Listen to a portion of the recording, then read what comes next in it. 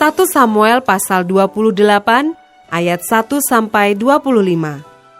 Saul di Endor.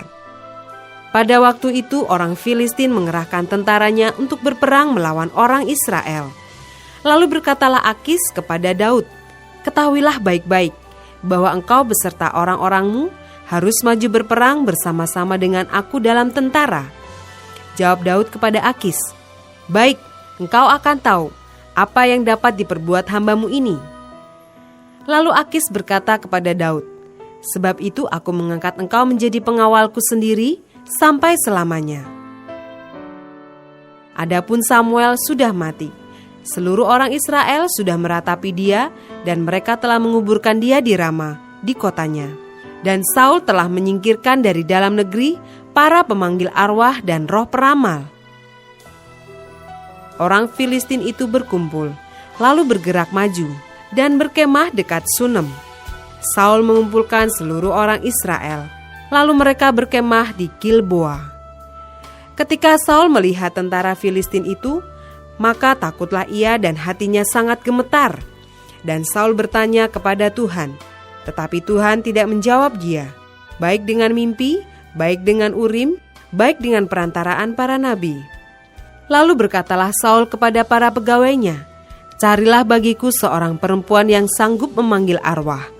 Maka aku hendak pergi kepadanya dan meminta petunjuk kepadanya. Para pegawainya menjawab dia, "Di Endor ada seorang perempuan yang sanggup memanggil arwah." Lalu menyamarlah Saul, ia mengenakan pakaian lain, dan pergilah ia dengan 2 orang. Ketika mereka pada waktu malam sampai kepada perempuan itu, berkatalah Saul, "Cobalah engkau menenung bagiku dengan perantaraan arwah, dan panggillah supaya muncul kepadaku orang yang akan kusebut kepadamu." Tetapi perempuan itu menjawabnya, "Tentu engkau mengetahui apa yang diperbuat Saul, bahwa ia telah melenyapkan dari dalam negeri para pemanggil arwah dan roh peramal. Mengapa engkau memasang jerat terhadap nyawaku untuk membunuh aku?" Lalu bersumpahlah Saul kepadanya demi Tuhan.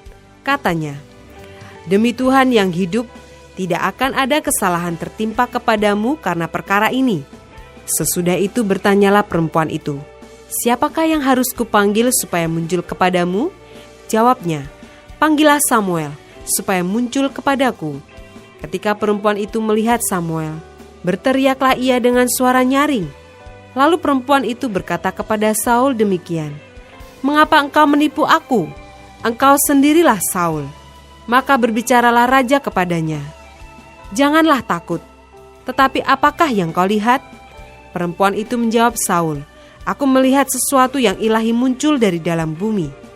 Kemudian bertanyalah ia kepada perempuan itu, "Bagaimana rupanya?"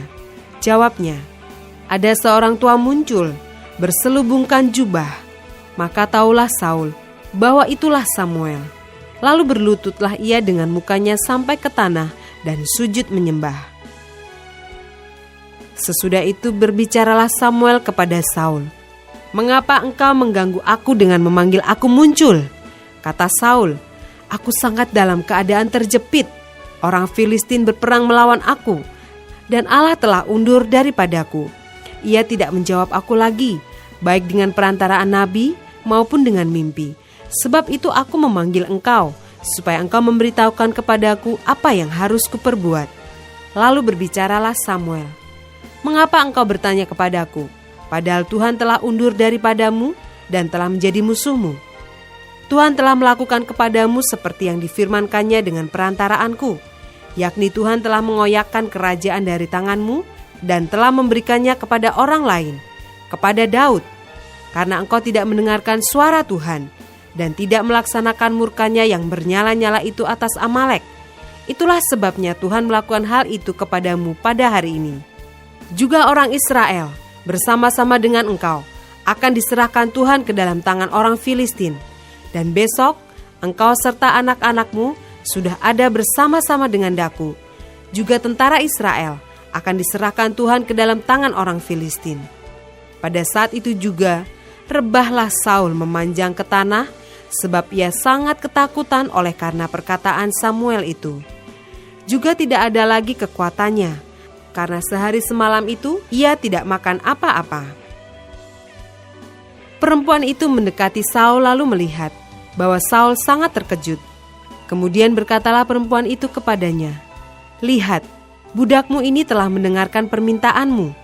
Aku telah mempertaruhkan nyawaku dan mendengarkan perkataan yang kau katakan kepadaku. Oleh sebab itu kiranya engkau pun mendengarkan permintaan budakmu ini. Izinkanlah aku menyajikan kepadamu sepotong roti. Makanlah, supaya ada kekuatanmu apabila engkau berjalan pula."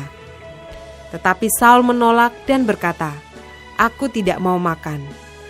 Tetapi ketika para pegawainya serta perempuan itu juga mendesak, maka didengarkannyalah permintaan mereka. Lalu bangkitlah ia dari tanah dan duduk di balai-balai. Perempuan itu mempunyai seekor anak lembu tambun di rumahnya. Maka segeralah ia menyembelih itu. Ia mengambil tepung, diremasnya, dan dibakarnya menjadi roti yang tidak beragi. Dihidangkannyalah semuanya itu ke depan Saul dan ke depan para pegawainya. Lalu mereka makan. Kemudian bangkitlah mereka dan pergi pada malam itu juga.